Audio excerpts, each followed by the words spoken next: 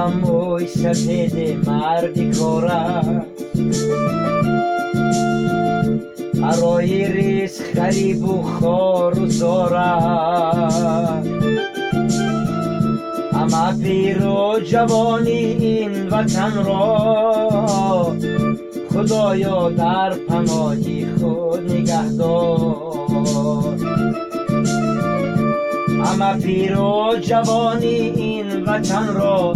خدایا در پناهی خود نگه دار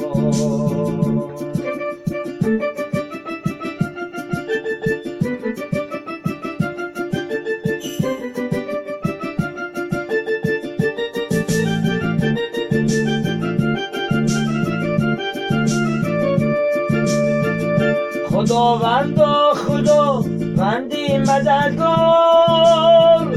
غریبان را ز هر سختی نگه دار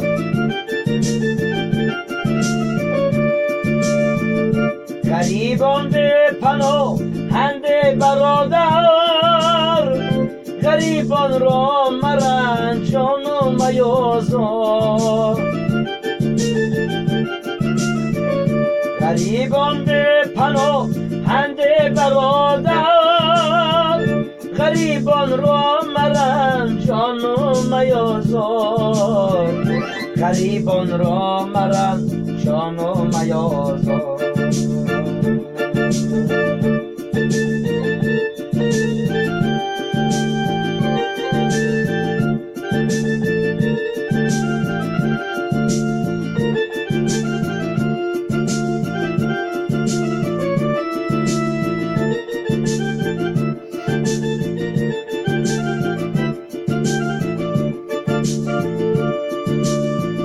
غریبان بس نگاهی سر دارند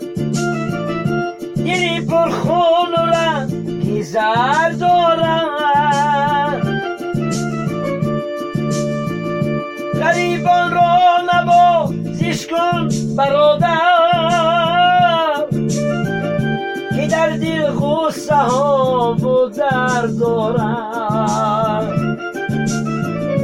غریبان را نوازش کن برادر که در دل غصه ها و درد دارد چنینم موی سفید مردی کار است برای ریز غریب و خار و زار است اما پیر و جوانی این وطن را خدایا در پناهی خود نگه دار اما پیر و جوانی این وطن را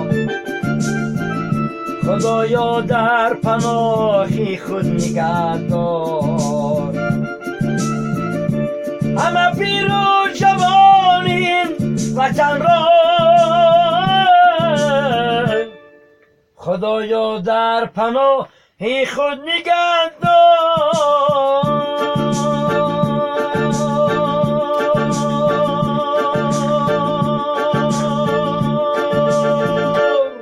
برکه